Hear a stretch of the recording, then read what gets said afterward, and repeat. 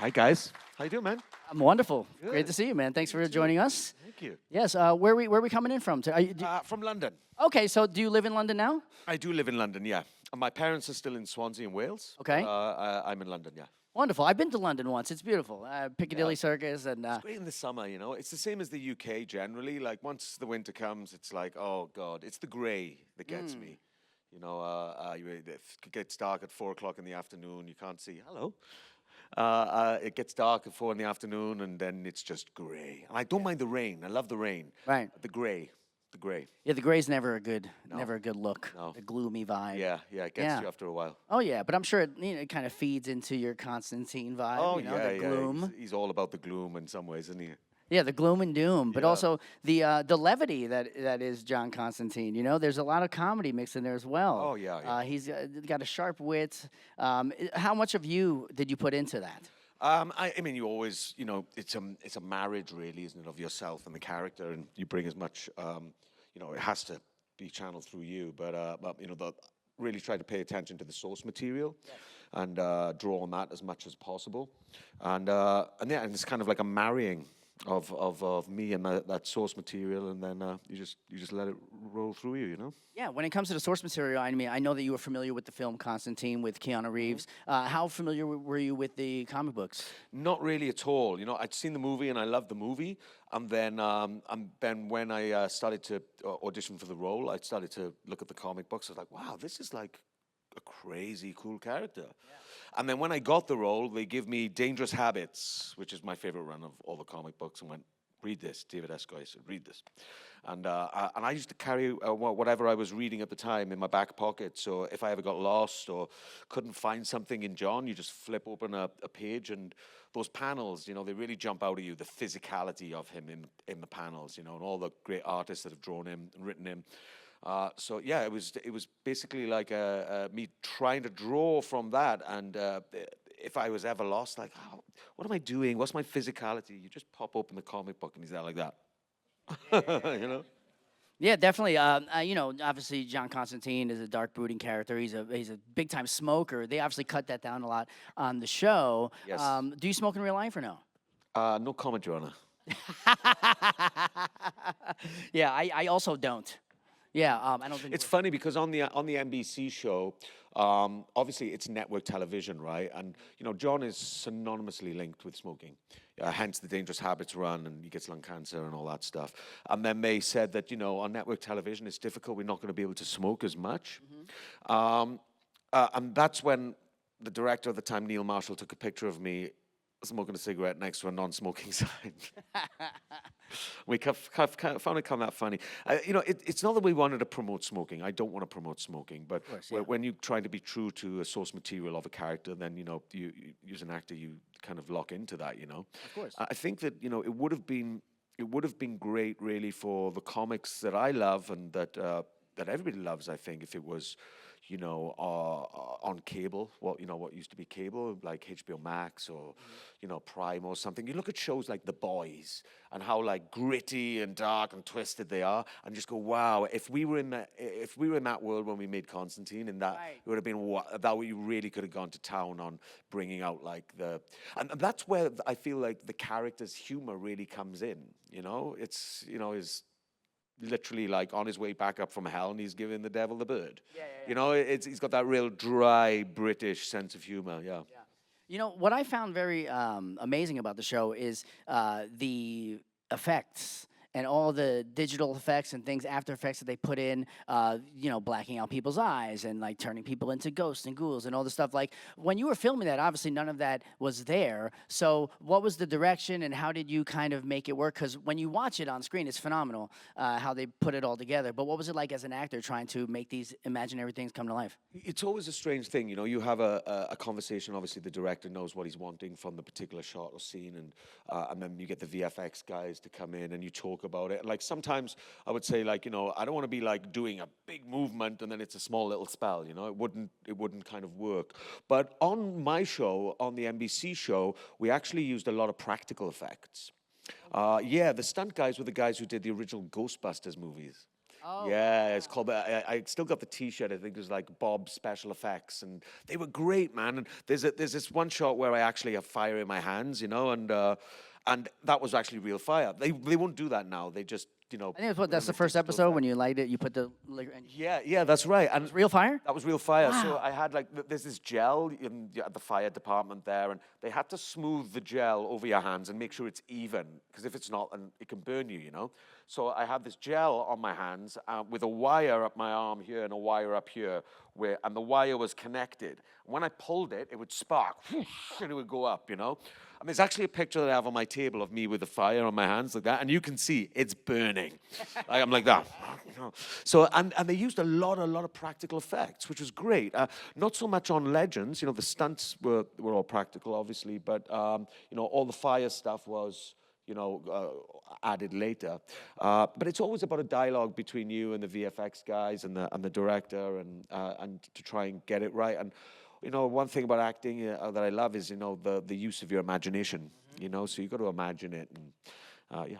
Yeah, and you're very classically trained. Obviously, you went to school. You went to school for theater. I think you did like over 15 years of theater before you even jumped into. That's right. Yeah. Yeah. So, what was your training like? And you trained in Wales, or? I trained in at a drama school, the Bristol Vic Theatre School, which is actually where Daniel Day-Lewis went. Oh, wow. Yeah. It's one of the reasons I want to go there. I was like, I'm going there. Yeah, of course. As Yeah. good as him. I said, man, it doesn't quite work like that. But it was a great school. It was a classical training. And what's funny is, I didn't have a very good education growing up. I didn't go to school much. And I remember when I got into drama school, we all sat in a circle on the first day. And the principal went round and asked us what would be our ideal job when we first left drama school. And lots of people were there saying, I'd like to work for the Royal Shakespeare Company.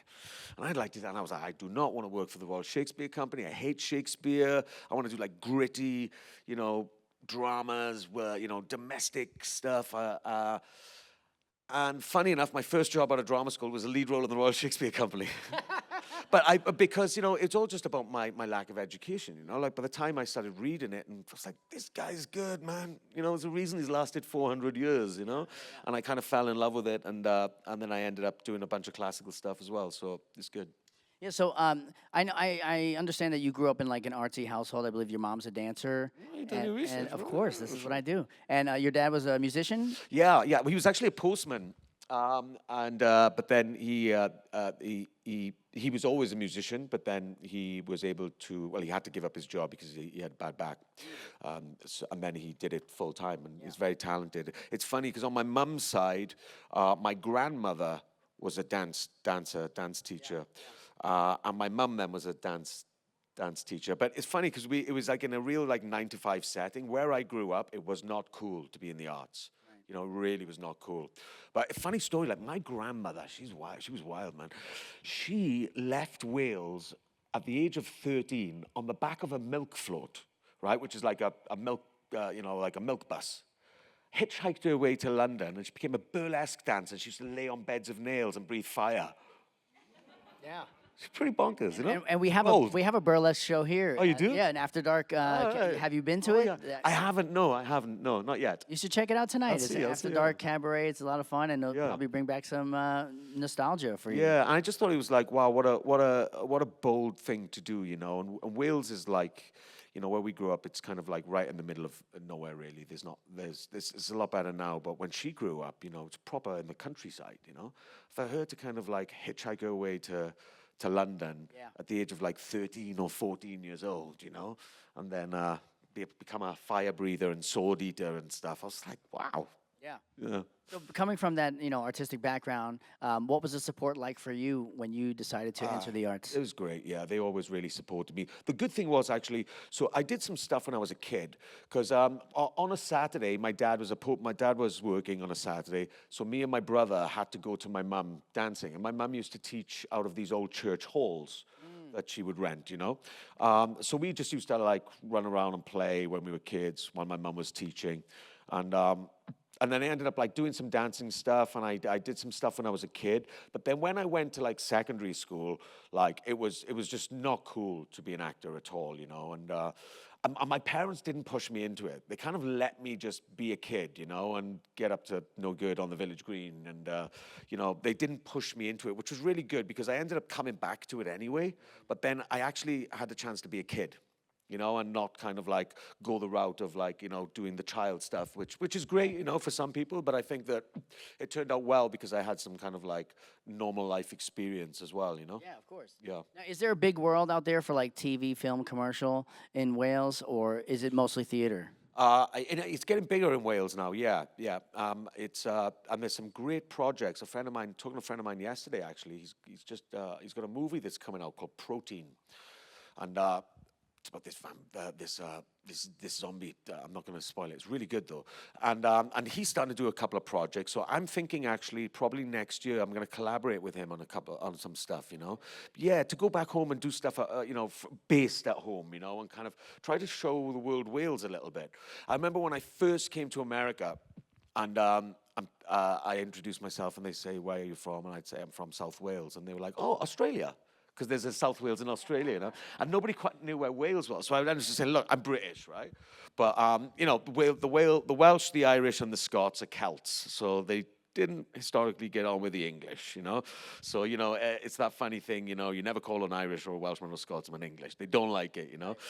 So just trying to explain to people Wales and where it was and stuff like that. But it's become a lot more known now. I mean, there's famous actors like Richard Burton and Anthony Hopkins and Luke Evans, who's a good friend of mine actually, and people like Tom Jones and Shirley Bassey and like, Oh, yeah, yeah. you know, so there are some people from there that are known, but the arts there is up and coming, and Michael Sheen, who's a very good actor, he just started the National Theatre of Wales because a lot of theatres getting defunded in the UK, which is terrible because all of the regional theatres, the smaller stuff is getting shut down, you know. And he's just started a National Theatre of Wales, which I just think is great. So I'll love to work there at some point if I get the chance. Fantastic. I mean, I'm sure we would love to see you in something. Do you have a dream project or something that you'd like to be a part of? Too many dream projects. Too many, yeah. Yeah, man. Yeah, you just got to give it to the gods, you know. I think, and put it out there. But I'm actually just signed on to do a movie with a director I've worked with before, Brian Metcalf, who's really, really great, and starring Mark Pellegrino and Thomas Nicholas, and we start filming soon. And it's called Outsider, and it's a dark, gritty crime thriller about human trafficking. Oh, wow. Yeah, That's going to be nice. I play a bad guy, I look forward to seeing that. real nasty guy. Yeah, well, you know, I talk to a lot of actors, voice actors, things like that, and they seem to enjoy playing a villain versus a hero. What do you prefer and why? I kind of like, the problem is with just playing the hero is like it's often not true to real life, to human beings. You know, we're all kind of multifaceted and three-dimensional, and we can be morally ambiguous. And that's what I love about John Constantine. You know, he's the good guy, but he's also like morally, you know, he will trap a demon in his best friend and send him to hell forever. You know, like, and that's what I loved about that character in a way. So yeah, it's not so much, again, if you're just playing the villain, that's too one-dimensional as well. So, but I think, you know, the job is as well to kind of, to bring some three-dimensionality to a character and make them human. Well, of course, I think every villain is, they feel grounded in their own, what They they're believe, doing. yeah, They and believe, you have to love the characters you're playing as well. You know, for you have to find something in them, even if it's a despicable human being. You have to find something because they don't believe that about themselves. You know, so it's always fascinating. And so I wouldn't say either hero or villain. I would just say complex human being, really. You know, and but often some of the times, you know, we get archetypes in shows and movies, and it can just be a bit boring to play, really. Yeah. We'll jump back to Constantine in a moment. I know but you played Dr. Gwyn Davies. Yeah. And which was great. They found a way to keep you around. Yeah. And he was like a manipulator of time, or He was the original travel? grandfather of time, yeah, Right. the guy who created it. So if you as Matt could time travel to any period in your life to revisit it for just a brief moment, what would that be like for you? So I've had this question a lot, you know, and being on Legends of Tomorrow, you know, we got to go to some really cool places in time. The greatest thing about that, by the way, was so you're working very long hours on television, you know, like 14 hours a day on camera. And then in between, you know, Legends of Tomorrow had to go to a different time every week, basically, every episode. And so everybody would have to have costume fittings because they'd all get dressed up in that period. But John didn't need to, did he? So it was just like shirt, tie, trench coat, whoop, and everybody, you know, you're shooting one episode and they're like, Nick Zano, we need you for a costume fitting. And I never had to have a costume fitting. Yeah. So it was cool. But no, Dr. Gwyn, he's the original godfather of time. And what was great about that character was we found out we didn't have the rights to use John anymore. So I was like, okay, look, we had a great run. And, you know, that's my time on the show is done. And then they were like, well, we want you to stay and like let's make something up. And the idea was to do something so different to John. And I fell in love with that guy, you know, like his superpower almost was his love, his naivety, his curiosity, you know, and there was big plans for him if we had gone for another season. So it's a shame we didn't, but it was great fun to play. Yeah, I agree. It definitely would have been nice to see that character continue to grow and evolve. Yeah. And yeah, it would have been awesome. Unfortunately, it didn't happen, but you never know. There's never always say never, you know, like when I did my show, after 13 episodes, I thought we were done. And then I was just about to start a play on Broadway, and they gave me a call and said, do you want to come and do an episode of Arrow? I was like, great. Then it's done. Then after I finished the play, they were like, do you want to do the anime? So every point with this character just kept on pulling me back in. And then it became like 10 years of me playing the character. So never say never, you know, you just give it over to the universe. Yeah, I get that vibe from you. You seem to be very just manifested, and if it comes back to me, then it's meant to be. Yeah, I like that analogy of somebody said to me, life is like a bar of soap. If you squeeze it too hard, it's going to slip through your hands. You're just going to massage it and lava it up. Wow, that was a great weird idiom. one. No, I like that. It's strange, but it kind of works as a metaphor, doesn't it? Yeah. I think it makes sense. It makes sense. It kind of sounded a little bit naughty when I said it then, but it's not intended that way, okay? All right, well, my final question before we jump into our Q&A is, did John Constantine ever tie his tie all the way? It was always loose. You ain't got time for that. Too many demons to slay, you know? For sure. The other great thing about that as well is when you're walking onto set, you normally you do your costume and you do makeup, then you do your costume, then you go to set and you go to the sound department to get your microphone on. I used to be a sound engineer. I did it for like 3 years in the local theater, and I almost did it as a profession. You went to school for that, right? No, I didn't train in it. I did it kind of. I used to work at the local theater working the desk and all the pantomimes and shows. It's kind of like a part-time thing. But what was cool is I found a way to wire the actual lapel, which is the long mic bit, into my tie. Oh. So I didn't even have to go to the sound department. So I was like, I was making it economical. Do you know what I mean? I would walk past the sound department, they'd give me my pack, like stick my pack on, and everybody else is getting wired, you know, all these wires going in. So I was like rigged as John Constantine, you know? It's cool. That's awesome, man. Well, thank you so much for joining us. It's great to chap it up with you. But we have our first question. And again, if you guys want to line up. Hi. Hi. Nice to meet you. What's your name and what's your question? I am Alethea, and my question is, in the Crisis on Infinite Earths episode, when you're talking to Lucifer, you said that he owes you for Maze. What do you think John did with Maze that Lucifer owes him for? It's a good question. I don't know. I remember we were sitting down backstage of the studio lot filming something, and Mark Guggenheim came in. And he was talking about the crossover with everybody. And I'd never done a crossover before. I was like, these crossovers, what is this about?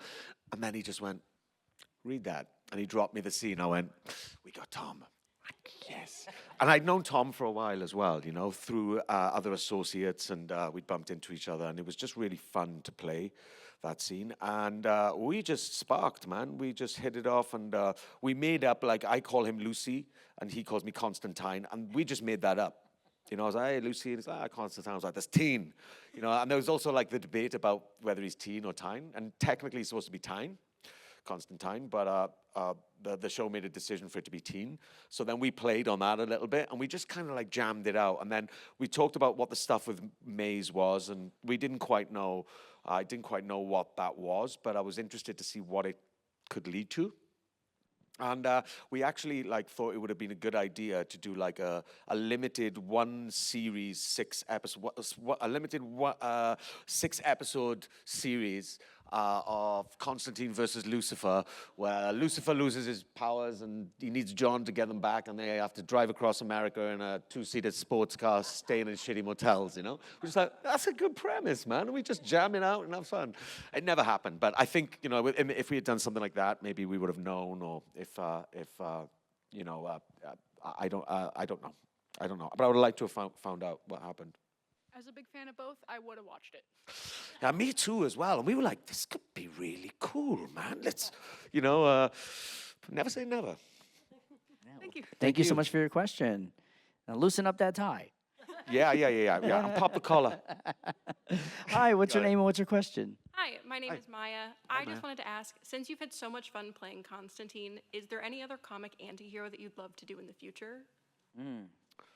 I don't know. I grew up loving Batman, and I think the similarities between Batman and Constantine are quite, they're both just human beings.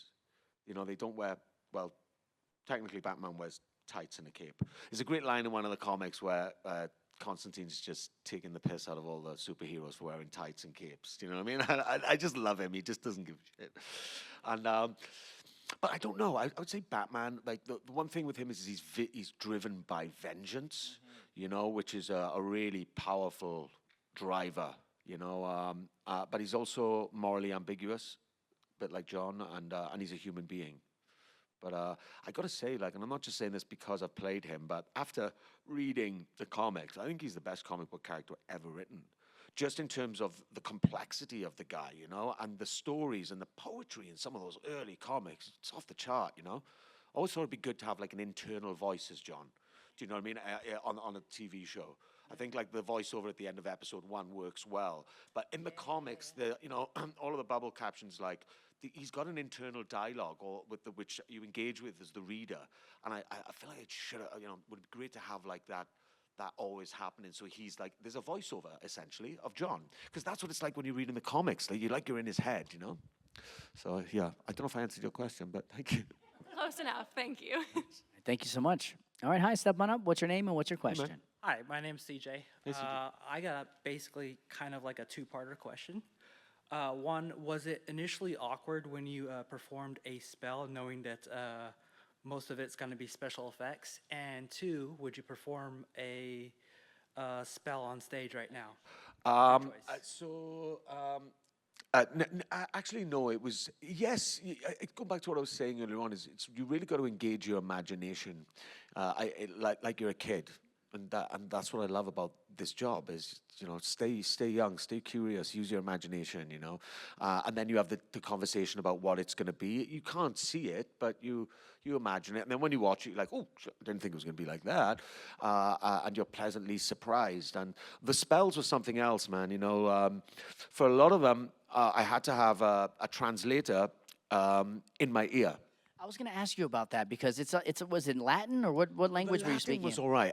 I got used to the Latin, but I had to speak Aramaic, Arabic, languages that are really difficult just to pronounce. Yeah. So I would do the work on getting it right in the mouth, but then I try remembering it. Yeah. And then when you get it the episode before and you're working so fast, so I would learn it. I'd work with the dialect coach and the language coach, and then I would have them with a microphone, and I'd have an earwig in, and then he would bounce it to me. They just feed it to you line by line? Yeah, well, we had to find a rhythm, So I'd start it, and then he'd come in 2 lines below, so I was always ahead of him.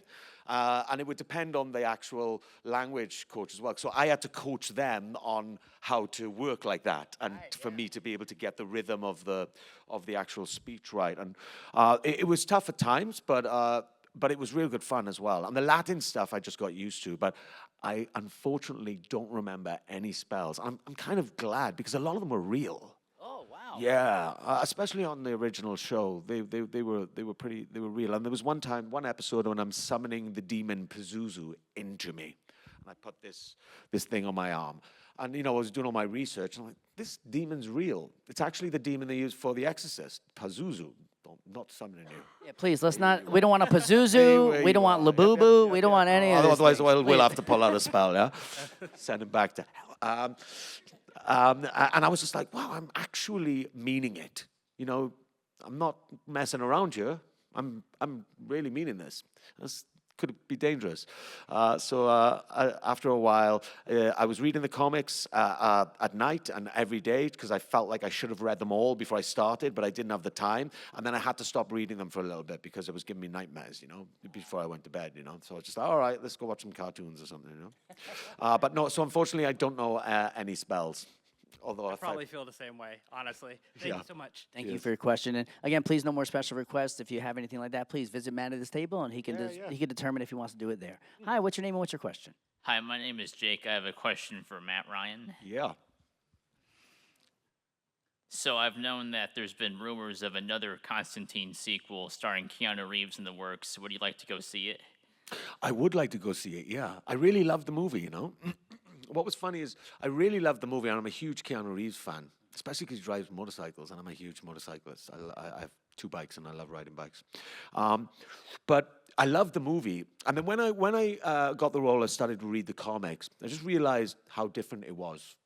You know, He's Americanized. the interpretation of it. You know, the different hair color, jacket, and accent and stuff. So Shotgun too. yeah, exactly. And I feel like in a way they're very different, you know, and almost incomparable in a way.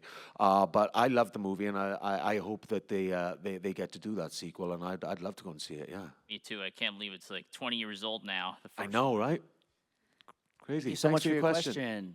All right, hi, step on up. What's your name and what's your question? Hey, Matt. Hi there. How's it going? It's Matt. Good. Hi there.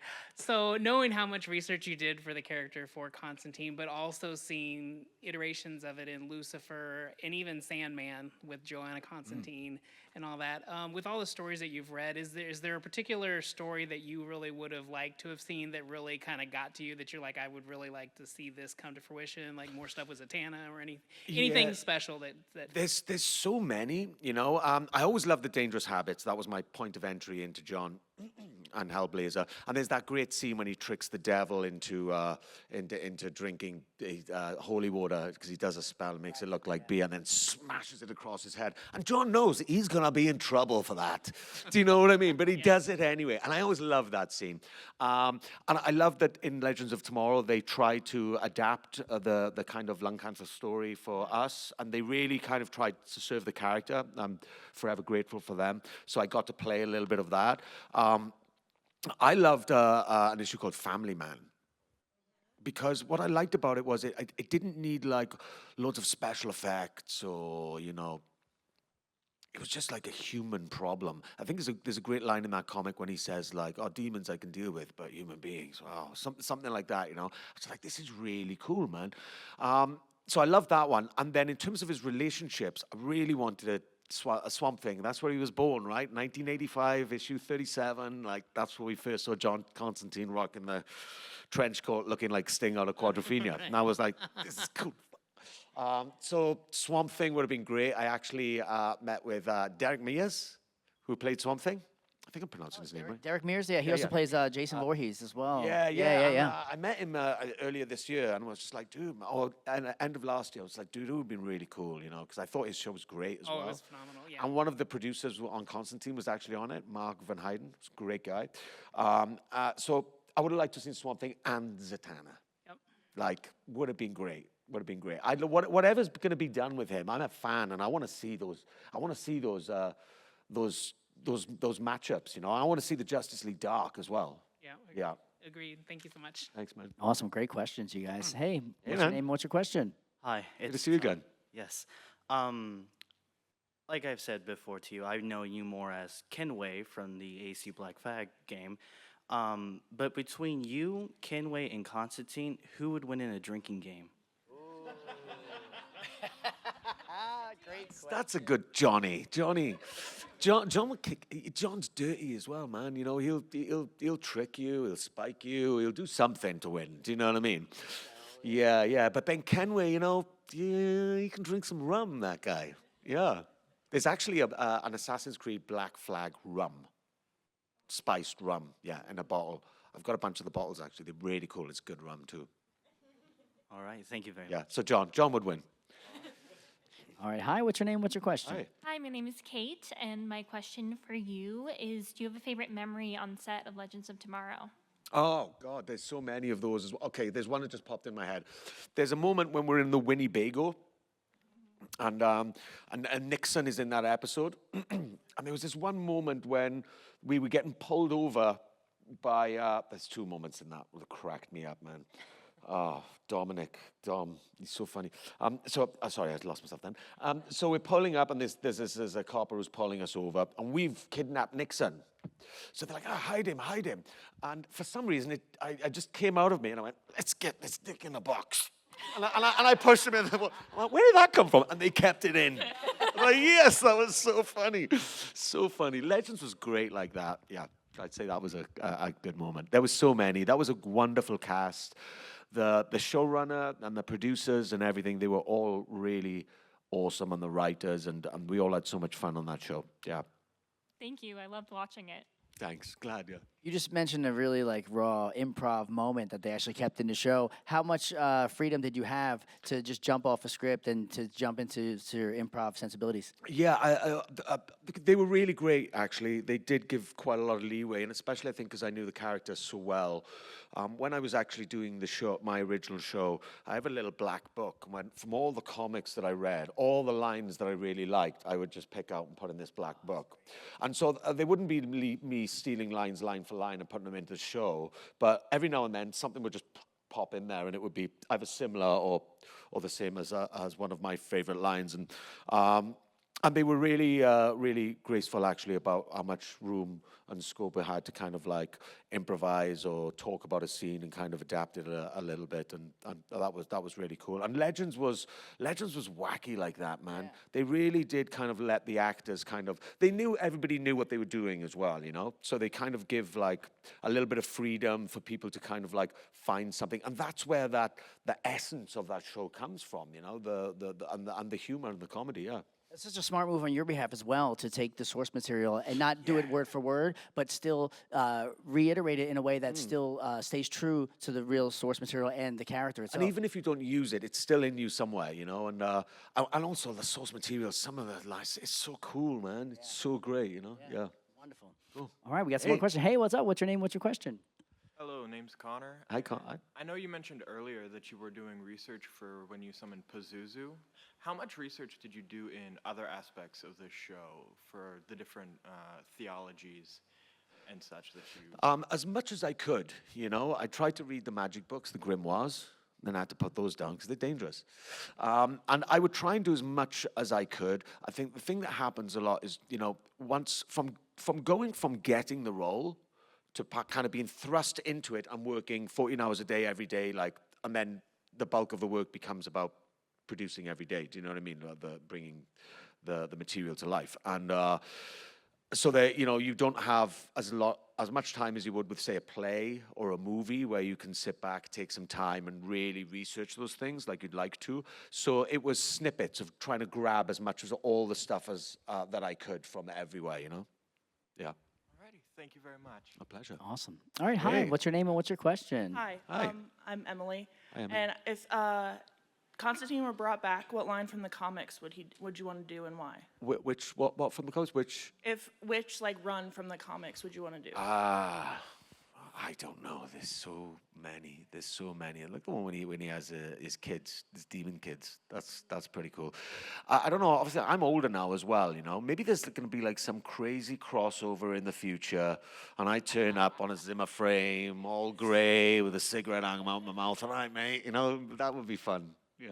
But I don't know. There's so many good ones. The Family Man is a really good one as well. Real psychological kind of driver in that, and that would have been cool. But I also think that, you know, the character really deserves a platform like a television show or movies, because you know, there's obviously a lot of people who know him and love him, and those who have read him know him and love him.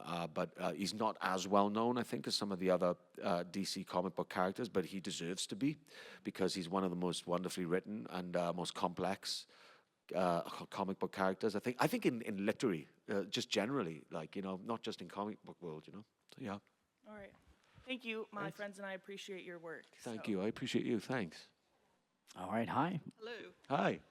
A little bit more philosophical, I guess, but as a performer, what is it like being a consumer of visual performance media and kind of going to movies, going to plays or musicals where, like, are you able to enjoy it the same way others are, or do you just kind of like think in the back of your head, oh, that's something I could use, or why did they make that choice, things like that? Yeah, it's interesting, like I used to not like to watch any of the stuff that I did, Now I can watch it and I, give myself some kind of, positive critical feedback.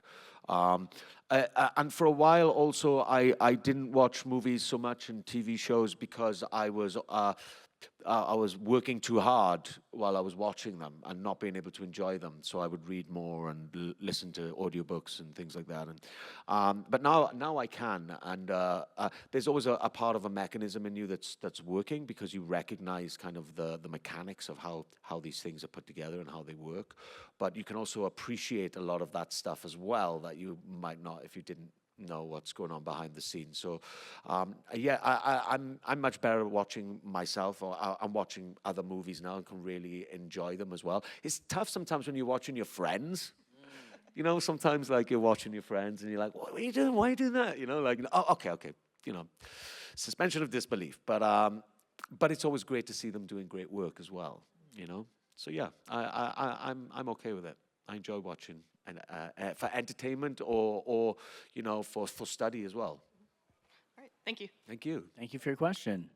All right, hi. What's your name and what's your question? Hi, my name is Jody, a big fan. Hi. And I was wondering, have you met like Alan Moore or any of the original creators of Constantine, and what was that like, and how do they like your interpretation? So I've unfortunately not met Alan Moore, but I think he's a genius, right? And he's the guy that we owe this for this character. It's a funny thing because Alan Moore, I actually researched him as much as I could, but there was a poem that he did with a video to it called "The Cowl," and I think it was his mum or him who was born with a cowl, and that's when some of the placenta is left over the face or over the head. And in various different cultures, they say it means different things. So sailors used to buy them from the midwives, from the babies, and tie them to their belts because it meant good luck and that you'd never drown. In some cultures, it meant that you had second sight and that you were a seer, and there's a mystical thing to it. And Alan Moore does this really crazy video where he does this poem, The Cowl, that he wrote.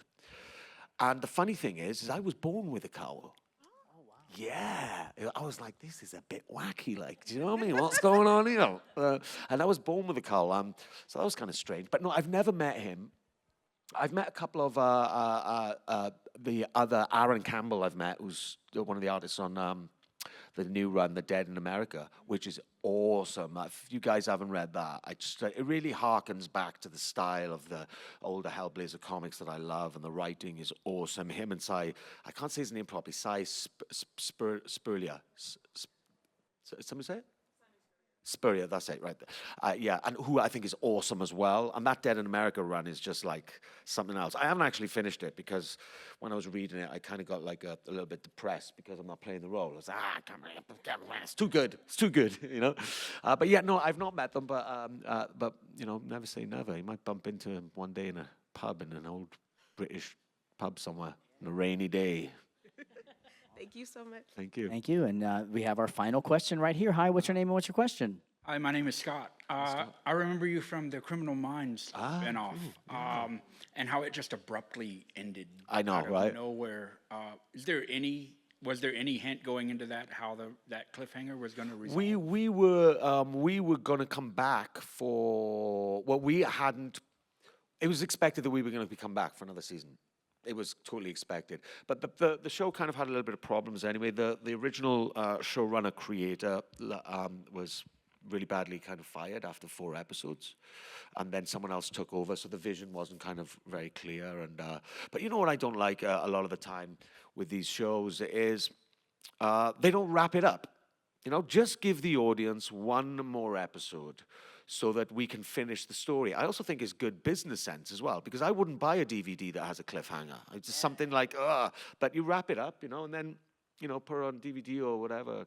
So I just think that they, a lot of, they don't pay attention to the audience. And like after Legends of Tomorrow, they'd done 7 seasons, and all the producers wanted to, but the studio didn't want to, the network didn't want to wrap it up. And after, an audience has watched a show for 7 seasons, they're invested in that. Just give them something to put a full stop on it. Do you know what I mean? But, this is the business, and so much of it you're not in control of, so you just play the game. I actually own the DVD set. For Oh, you do? Yes. Yeah, no, and it's great as well, but I just think it's more about kind of like satisfying an audience who have given their time and energy and to invest in the story, like finish the story at least, or give us something as a full stop, yeah. Cheers, man. Thank you, and thank everyone for all your questions. Yeah, thanks, guys. So, Matt, you're here for the rest of the weekend. I People am. can come visit you down to your table. Yeah. And then also tonight at 7, you have a Cocktails with Constantine. That's right, yeah. I haven't got the jacket, but I bring some magic. That is really bad, man. No, yeah, it's cool. It's cool. We all get together, have some drinks. It's like a round table scenario, and I bounce from table to table. And it's cool because, like, these things are great as well. But you get to have more of like a personal chat and just like hang out, have a few drinks, and it's really cool. So yeah, come along if you're around. And then one more time, if you don't mind, can you plug that movie that you said you're working on? And anything yeah. else that we can look forward to seeing you in? Yeah, it's called Outsider. It's just been announced on Deadline, and I don't know when it'll be out. But we'll start filming it soon, and it's gonna be good. I've loved working with these guys, and I'm looking forward to working with them again. So, yeah. Awesome. Great. Well, this has been amazing. Thank you so much. One more Thank time. you. Let's get a big round of applause for Matt Thank Ryan. you, guys. Everybody. Thank you. Have a great one. Thanks. Matt, is it okay if we take a selfie with the crowd here? Awesome. So what we're going to do, Matt, you're going to stand here on the downstage here, and everyone else, please stand on up. And Sonia, are we bringing them up to the stage? Okay, yeah, so you can get as close as you can. Fit as, if you can't see the camera can't see you, of course. So try to fit in. And of course, this is going to be a stage selfie that'll be available if you want to purchase your very own copy of it. You can go ahead and go to the main stage.